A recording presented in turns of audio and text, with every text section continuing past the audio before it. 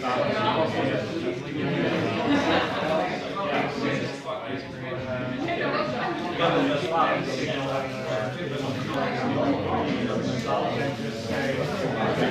Yeah.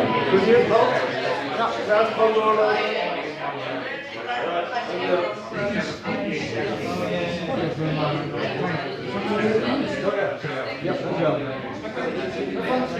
All right. Hopefully we'll have fun. Okay, let's try and start the lecture. More students are very good.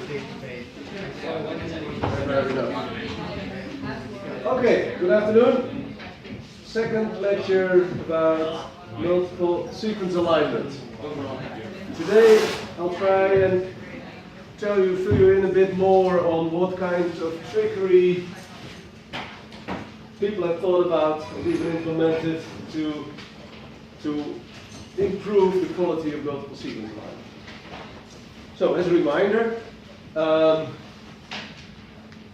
this you should know, is already all against all is the first step. So all possible pairwise alignments you make, you enter the score values into a similarity matrix, perhaps convert them to a distance matrix, but that's not so important right now. Then, as the third step, you fabricate, you build a guide tree.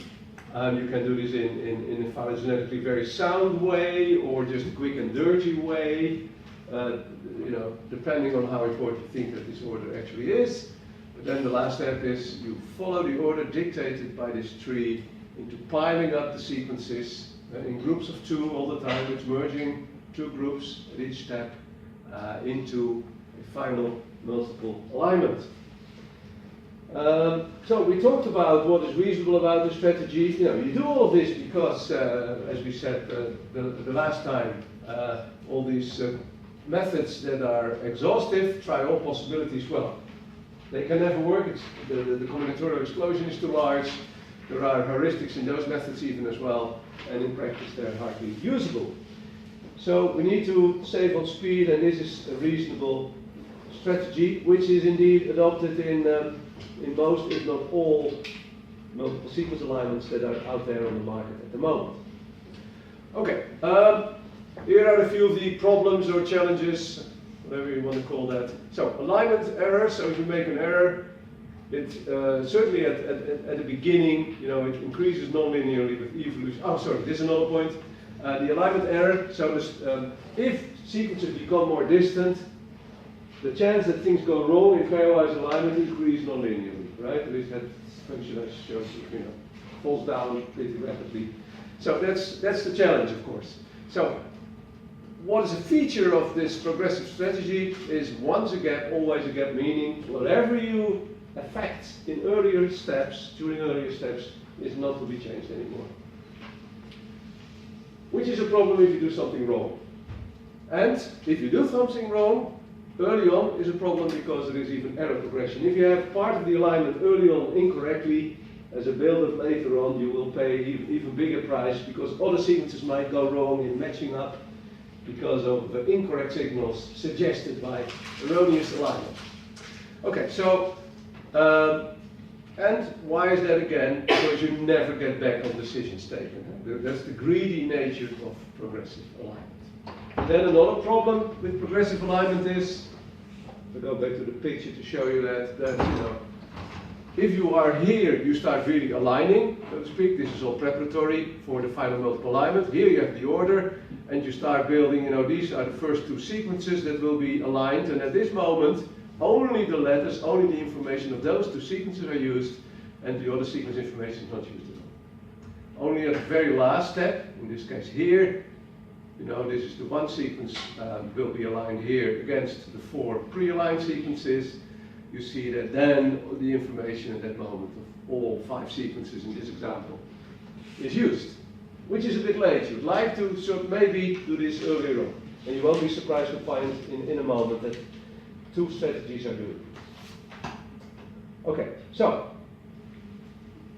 this lecture I'll walk through a few things, some tricks, so heuristics.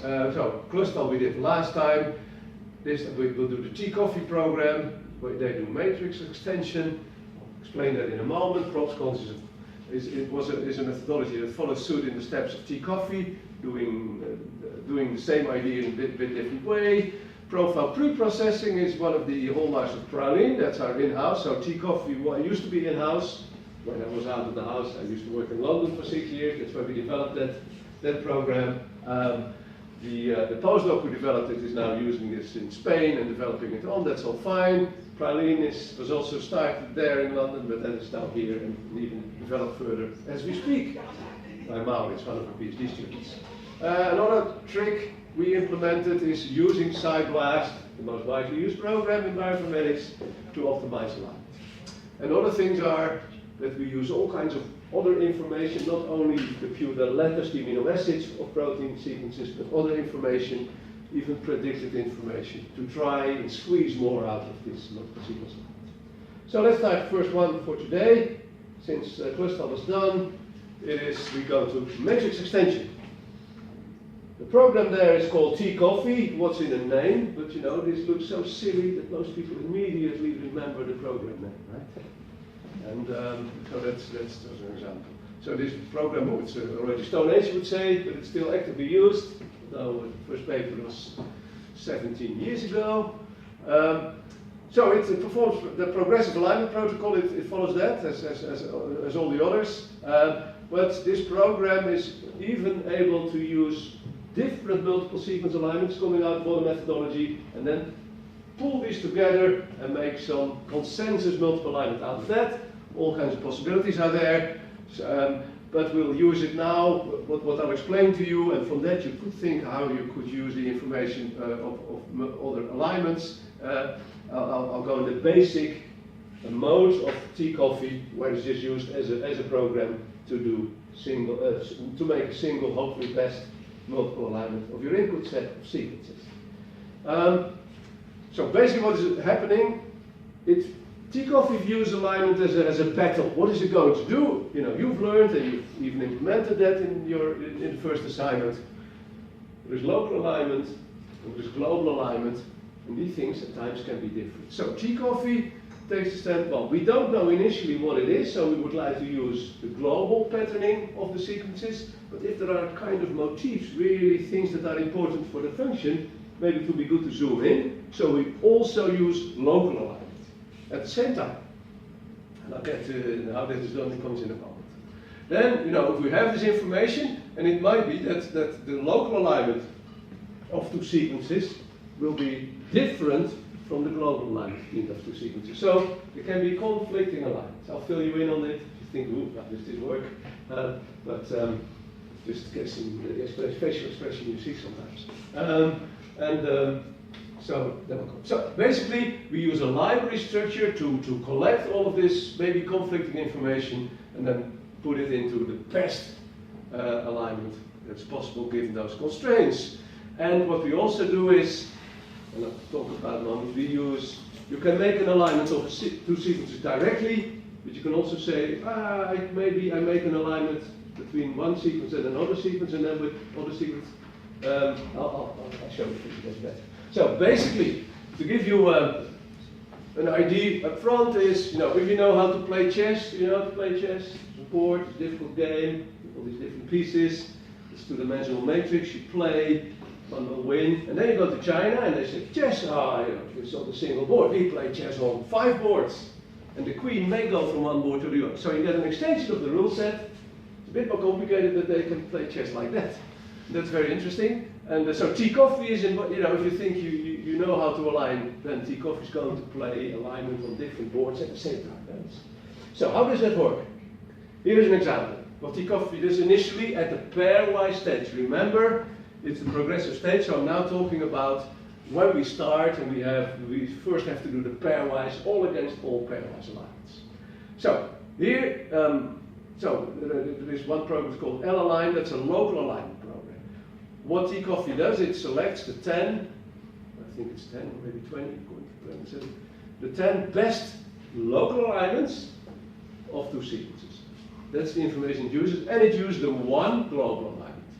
And in red you see, for example, that residue 6 in sequence A is aligned to residue 14. You don't need to read it, but it's just give you an example, is aligned in the local alignment between those two sequences, and one of the local alignments, if I said local here, I meant global, and one of the local alignments here says, for example, that it's a very residue 6 ought to be aligned with residue 3. So you see here an example of a conflicting alignment. This one amino acid is aligned against two different amino acids in the other sequence. Conflicting alignment. And what's the true answer? Who knows? Let's see what would happen. Now, that's the one thing that happens. Conflicting alignments is used. All use the signal because, you know, they all tell their story, and maybe if you combine all those stories, you get the best alignment. And this is the thing I started talking about, and then said, wait for the picture. So here you see the direct alignment between A and B in a local and global way, and here you see how third sequences can come into play. The third sequence in this case is sequence C, taking an intermediate between A and B, and what you can do, and here you see that you have the global alignments between A and C, the local and global alignments between C and B, and now you do matrix extension. You say, okay, if I have this relationship A and C and B, I can now make from this extract the alignment between A and C. And then something interesting happens as well. There are of course more possibilities. Here you have two possibilities, and here you get the branching that it can go like this. Right? All conflicting information. This again now says, oh, 6 ought to be aligned with, say, 2 in B, and this is then again with 6 or 6 here, now with 6, so you get alignments here, you get matches here, you get matches here, and all of those are being used.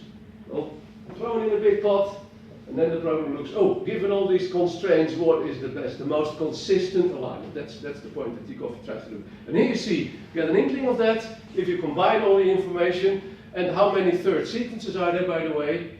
If you have 10 sequences, then there are n minus 2, so 8 sequences you can use as an intermediate sequence between two sequences you're considering at that moment. You do all of this for all pairs, all possible pairs. Okay?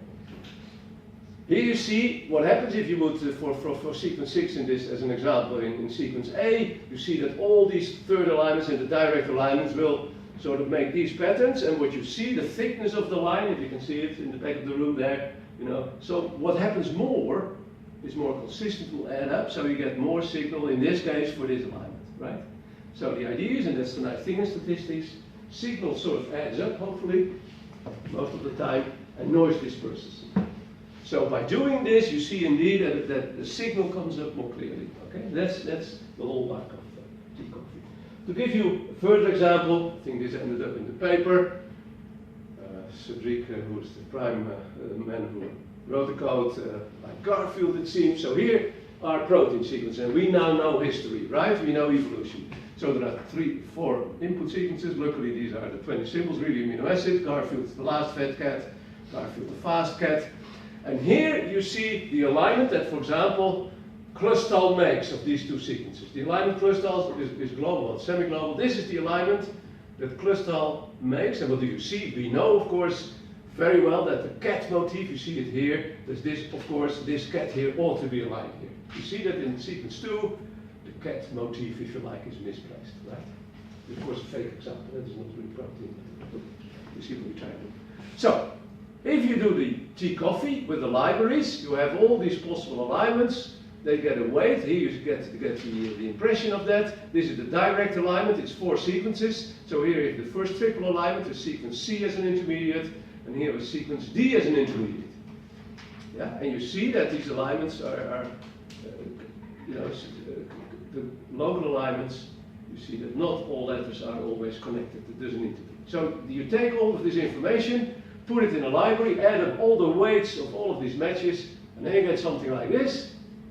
As a result, what do you see now? That although the cat motif you can see also would like to go to fat a little bit, mainstream is the most consistent way, the most up-weighted way, because of all of these signals is that cat goes into cat, and that means that this alignment here, which goes wrong in Clustal, is now aligned correctly in T-Coffee. Yeah.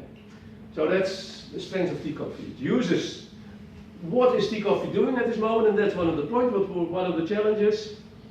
The usage of sequence information. And how do we use it? Here, at the very first stage, when we are on about aligning sequence A and B, we use, through the back door or through the side door, whatever we want to do, sequence C and D.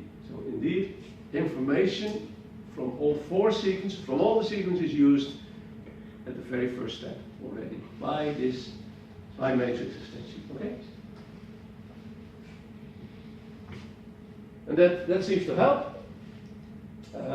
So original pairwise or direct are refined using consistency, using this intermediate sequences of triplets, right? Intermediate sequences.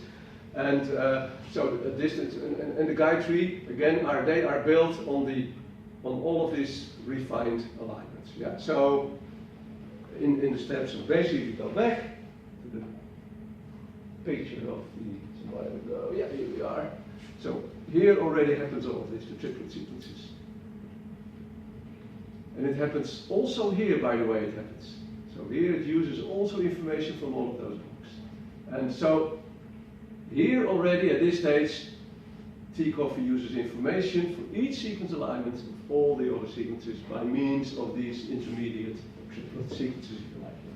So that is the innovation of T-Coffee. Does it work?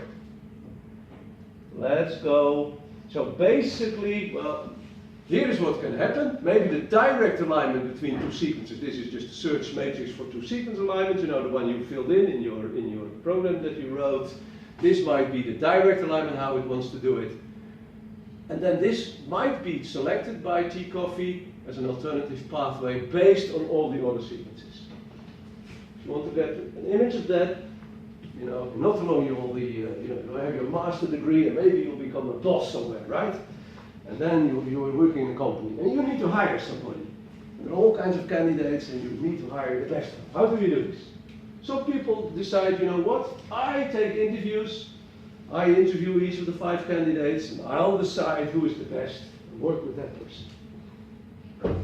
In most companies and universities indeed as well, people say, well, you know what, I have a few colleagues I trust, you know, I ask them to interview the candidate as well.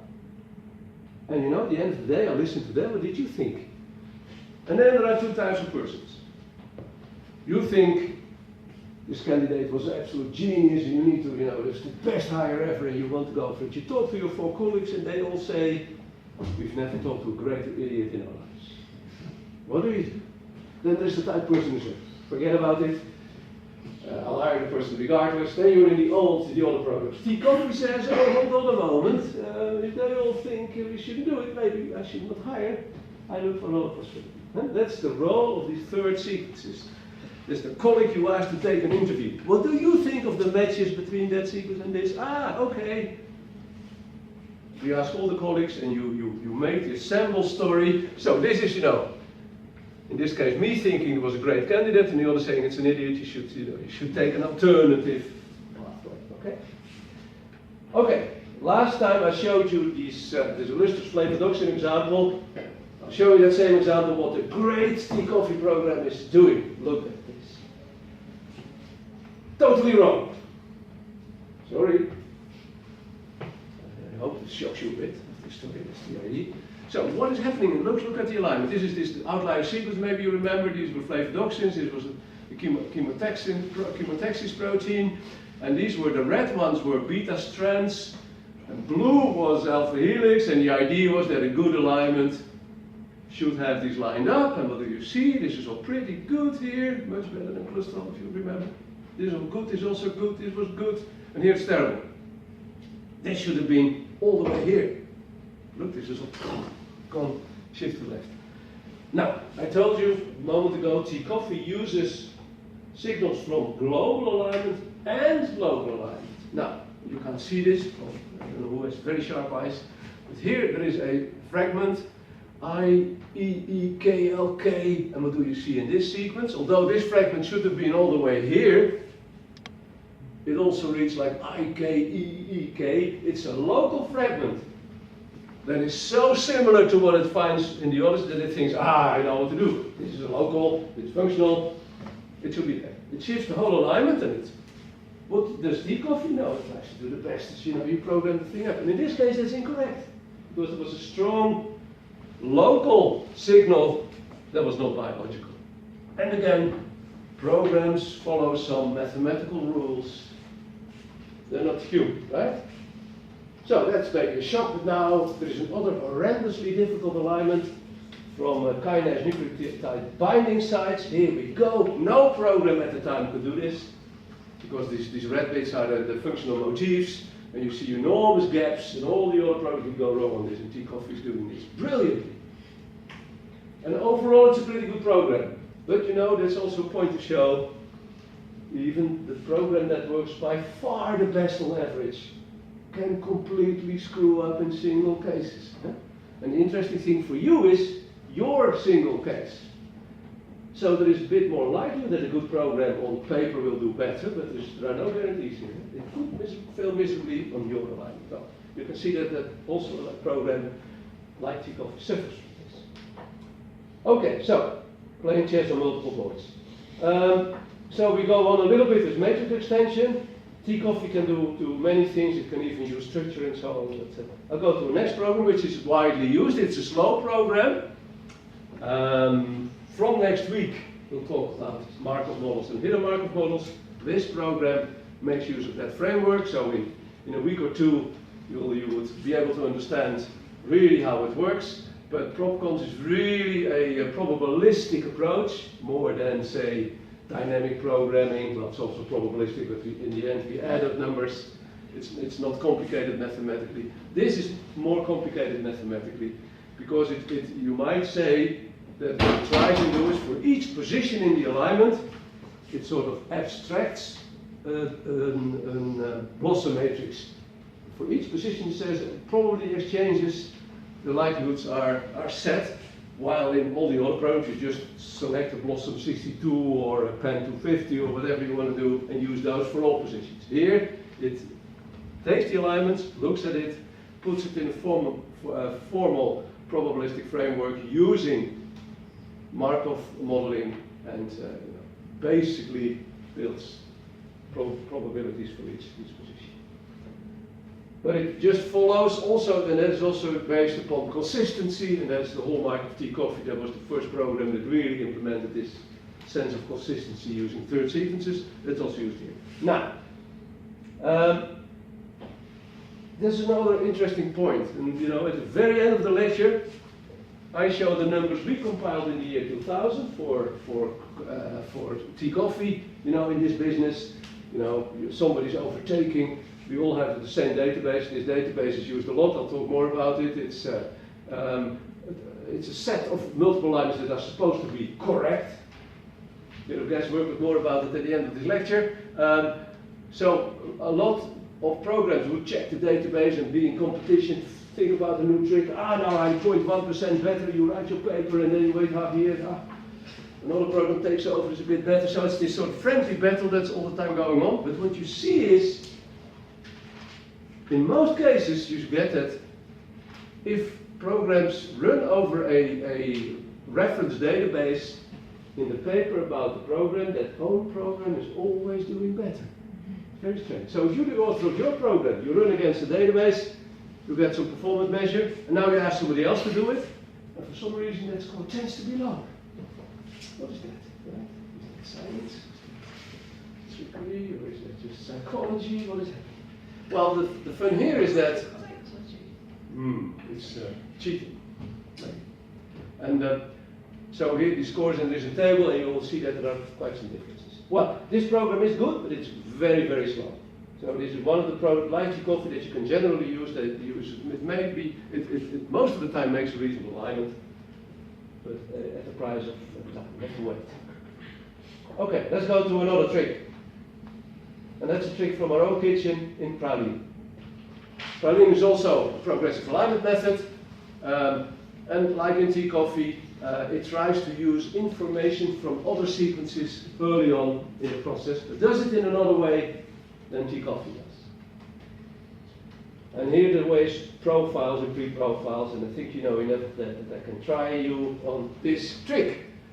Doesn't look very well. I hope the homepage, no, this is a homepage, and this was our illustrious attempt to secure a lot of funding many years ago. I think it was in 1999 even, from Brussels, and we thought the best we can do is call the program Praline, show these guys the Belgian chocolate stack of numbers, and it failed. Anyway, you try everything in science to get something.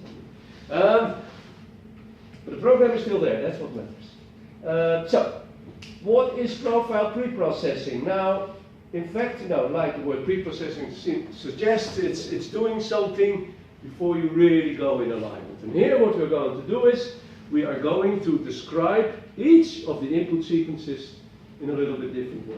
We use a profile we build up and represent the sequence using a profile rather than a single sequence of letters, what is the normal thing. How do we do this? As you know by now, the first step in the progressive alignment protocol is all against all, right? Pairwise. So here they are, 1 against 2 until 4 against 5, all of the aligned pairs of sequences with their scores. Now, the first thing what we're going to do is, if you would like to build a fake first multiple alignment, how could we do this? Could we use this information here to build a multiple alignment or something to that effect right away? Well, the idea here is that we view sequence 1 for a moment as the key sequence, the most important sequence at this moment. I make it a bit thicker for that reason here. And have we got an idea how the amino acids of sequence 2 match onto 1? And the answer is yes, because here is the pairwise alignment. So what do? We just take those alignments and write sequence 2 under sequence 1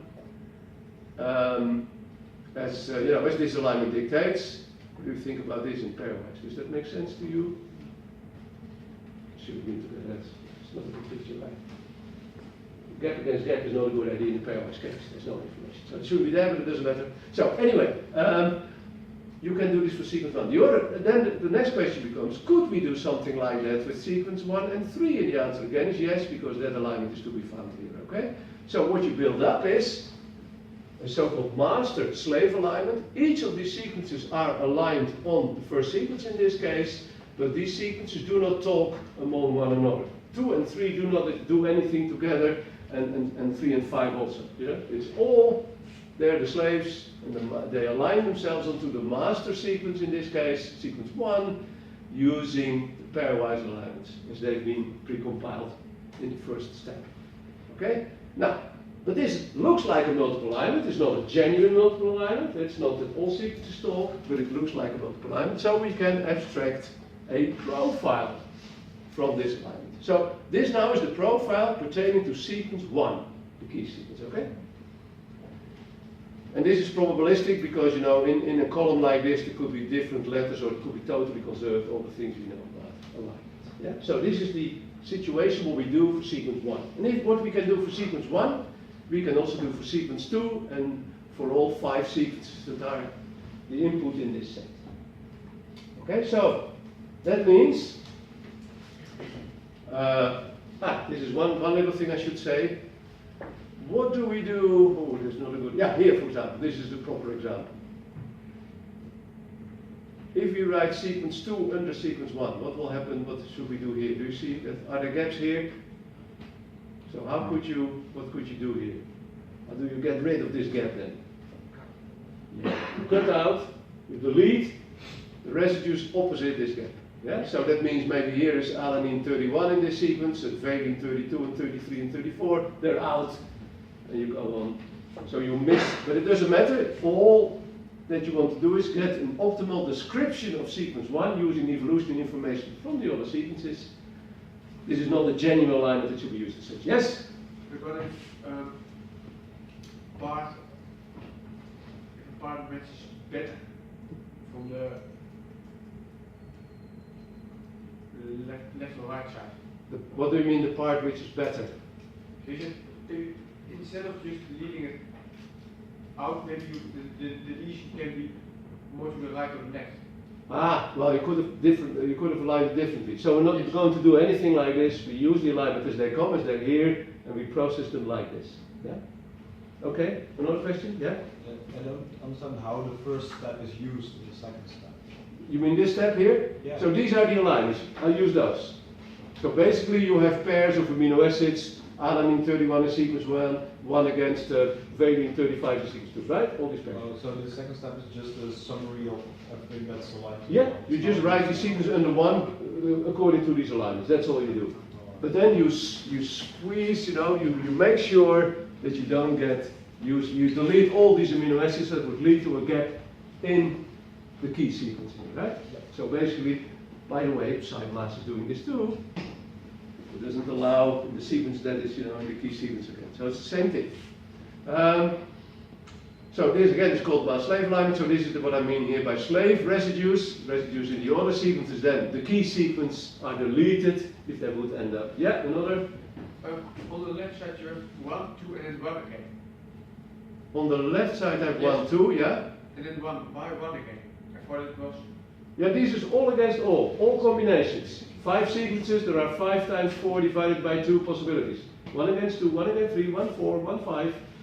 Should I go 1, 2, 3, 2, 4, 2, 5, 3, 4, 3, 5? Okay. Sorry, and so on, yeah? So any of those. Another question. The key sequence is defined based on something, or it doesn't have sequence? I go to the next slide, that will answer the question. Here you go. If you can do this for sequence 1, you do this for all input sequences. See that? So here is this is the example from a moment ago, where sequence 1 is the key sequence. Here we have sequence 2. We use all the alignments again, but now for the other sequence again, sequence 2. So this alignment is used, and well, the others are there. So to build up the other sequences. So you make a pre-alignment for each of the input sequences in this one. And then you make a profile of each of those pre-alignments, and we call those pre-profiles. So if we use a big database, Yeah. we lost Well, you don't need to really align, you have the information. This is not so expensive, because the alignments are there. That's the work. Okay. Quickly putting these in and making a profile that's linear or even less. It's not, that's not really a showstopper. It's more the scalability of the size and the number of sequences and that sort of stuff, yes. Praline, that's twice as slow as we do this. That's what it takes. I think that a slide will come up on this. Okay, so this is what we call pre-profile generation. This is in fact before we have done the first step, but before we're going to do anything else, step 2 and so on, we do this. And now basically, what we're going to do is the following. Now, these pre-profiles are now our sequences. We forget about the sequences that they were entered. Single sequences, a single row of letters. We say, no, this is my sequence 1, this is sequence 2, and this is sequence 5 from now on. The sausage, remember? Sausage sequence, using information from other sequences. With all the variability you can take from these profiles of signals. And the idea of, are there already gaps here, gap placement in these pre-profiles. And one little question for you, what is the problem with alignment in general, and certainly with pairwise alignment, they can be wrong. What happens if you have incorrect pairwise alignments, distant sequences? What will happen? They will be incorrect here. What will happen with your profile? It will be incorrect. So is it going to help or not? Right? That's a question you could ask. Is this a good trick or not? So basically, I'll go on. So basically, from these pre-profiles, we do the whole progressive alignment. So basically, we have now these 5 profiles. We do all against all alignment of these pre-profiles. We then make the score matrix, make the tree, follow the tree. Now we forget from this moment on about the original sequences. Yeah? So in the end, we have an alignment where these pre-profiles might be aligned like this, right? With gaps in it, this signifies gaps here, so maybe this is the multiple alignment in the end. That's step 4 in the 4-step progressive protocol. But of course we know that this is the block, the profile for sequence 1. This is the block for sequence 2. So in the end we can of course generate the multiple alignment coming from this. So we represent only the key sequences of each of those blocks and this. So this is equivalent in that sense with the final multiple alignment. Okay? Does that sort of make any sense to you? And basically then, that means that here, I try to show it like that. Here is the alignment of the pre-alignments. It's done via the pre-profiles, but this is the alignment when you see the pre-aligned blocks of sequences, the pre-alignments. And the final alignment will only be the key sequences. Right? So this is an alignment of 5 times 5 sequences in the end. All information of all the sequences reused for each of the sequences. Right? See that? Hope it makes sense. I'll stick in one other slide that might help you with the protocol. Now, One question. You remember that example. I'm going to show you more of the example later, obviously with this one outlier sequence. What do you think about the quality of the pairwise alignments, including such an outlier sequence? What do you think about the horse? It will probably be low. The question is, should you include an alignment that is likely to go wrong? The answer could be, we thought, let's not do this.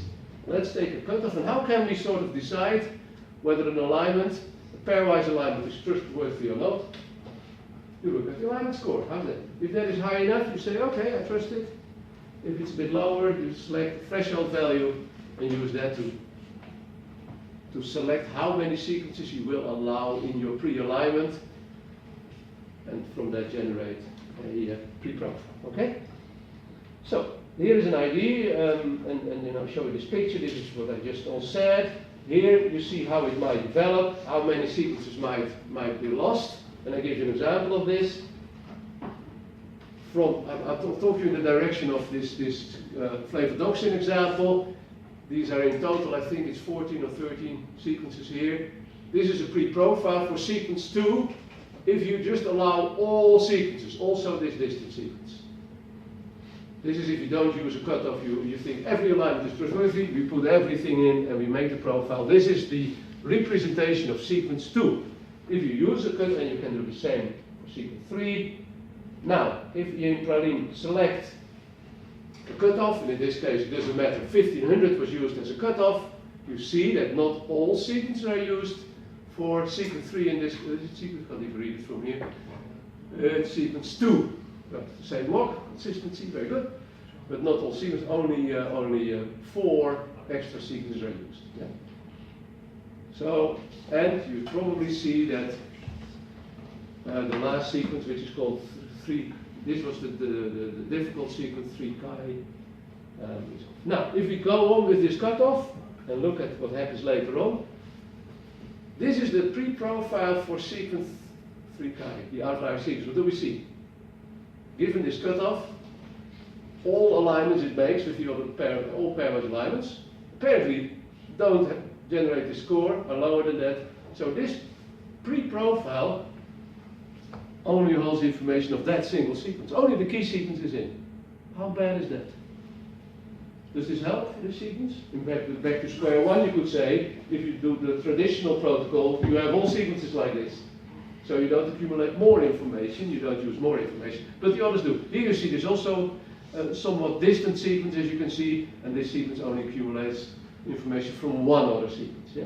So depending on your cutoff, the number of sequences in your profile, might be larger, and you can play with this, right? Now, based on all this, and in this cutoff, this is the final multiple alignment you get out of it. Now, have a look. It's an older slide, you can see it starts fading. But okay, you can still discern, I think, red and blue parts here. Now, what do you think? Is this reasonable? Do you think? Criticize this alignment, please. You're not a biologist. Look at this. What is terrible? And look, focus on the bottom sequence, of course. That's the outlier. What do you see here? I'll start criticizing for you then. You know. Here. This is a big gap in an alpha helix. That's not something that comes easily, right? Because the helix is protein core, maybe, depending on where this helix is, of course.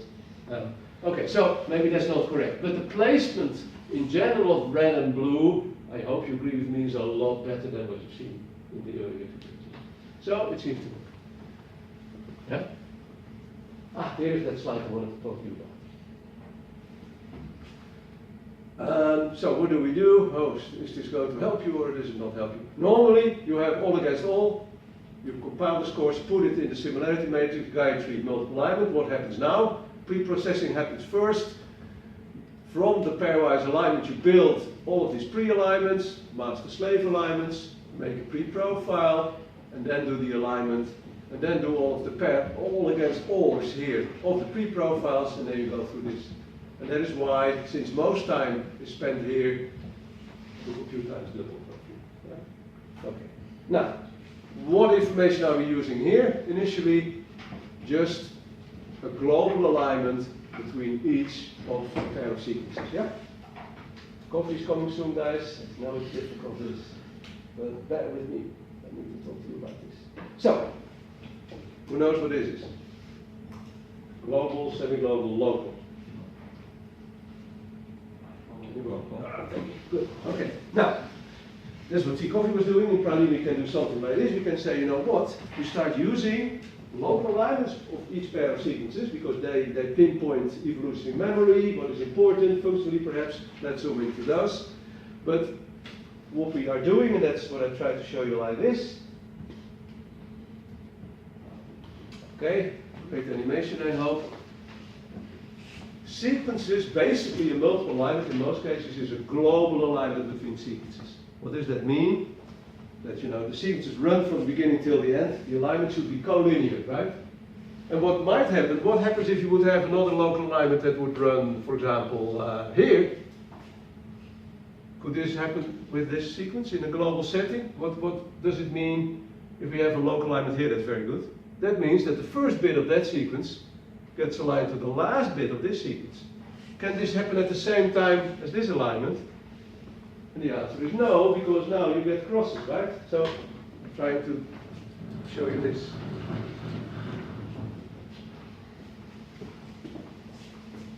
The idea is if you have a pairwise sequence, I hope, well, I'm not sure whether, you know what? I think the camera, I don't know, can you see here? Draw here, maybe it's clear, and the camera can see it. And you can see it later on. One sequence and another sequence. Suppose you have one local alignment that is aligning this bit here. What I said is lower corner here, it's now here, right? What would that mean? That is that sequence that you get an alignment like this. This bit is aligned with this bit. So you get something across here like that. Can this happen at the same time in a global setting? The answer is no. You know, this is a straight, they have to resolve it. Either you do this or that, but this cannot happen at the same time, right? That's the idea. So we want to enforce this, even though we use local alignment.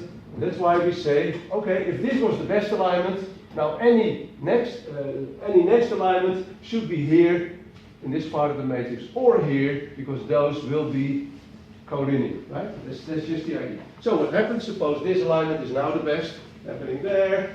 What do? You do the same thing. You've seen this before, you do this. And now each next alignment can either be here, or there. And you go on like this. There, you don't know what that is. Right? So, use local alignments, but you make sure the alignment still is collinear in the end. So it can be used. If you do this, and I skip to, now you become expert on flavonoxin sequence alignment. You see, this G is a lie, I think. This should have been earlier, to the right. This alignment is different from the other, from the global preprocessing. This is, called local preprocessing. But the alignment quality-wise, you can see that pretty much everything is also in register, and here is still this big gap, but now there is here a little bit of a gap. Leave it to the biologists to say something about this. Okay? So, pralinol is sort of a toolbox. You can do very many different things, but we are not going to tell you, first off, what you should use. There are all kinds of options, okay? I think you need a coffee. Yeah. Or tea. Okay. Coffee time. You're allowed to talk and to stand and to walk and to do things.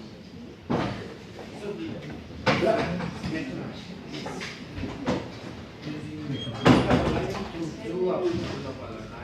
Yeah, in the end. That's why we have the people calling it.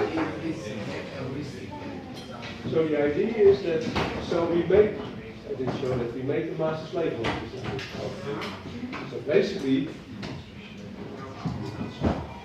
it might be that we get, so this for sequence 1, let's say the first block, right? It might be we have this bit, here is sequence 2, you get this and this bit, and this bit, and this bit of that sequence, because it's local lines. So there's no information here. Sequence 3 might be another case. Maybe this one is also there, a bit longer, and this is not here, and this one is here in between maybe. Yeah, so in the end, given the number 3, it might be that there is a place where nothing aligns. But then you just have 100% A if there was an A at that point, right? And the other, if there is information from other scene, you use it. So your profile just uses what it has. So it uses only local level. It uses local level. But we also have makes the pre-alignment using these local alignments, and then makes the pre-profile, then it's like. So then there is a cut-off for the smallest score. Here, here we can also use the cut-off to score of the local alignment. You can count to 2 and you can say I want the best 10. Or you say no, we normally run it, okay, the local alignment should score at least this. So it might be that one season says 10, another season 15, another season might be 8. Yeah? The score is The score we use is just the score you get out of the local line. So what you can do. Yeah, just the Boston scores and the get penalty off. yeah. As usual. Why is so high? Yeah, okay, that's a very good point. Well, sir. Intraline, that was when we did it, given the protocol, first off we made all substitution scores non-negative. We lift the negative. So if the most negative number in the bottom is -5, something like that, -6, I don't know, lose that. We lift everything gets 5 points. So that makes it that your scores now is like 5 all positive, so all matches good. That's why we lift The negative score are not taken into account or are taken We do this conversion for internal reasons, and this goes a bit far too. It's the way we build a profile.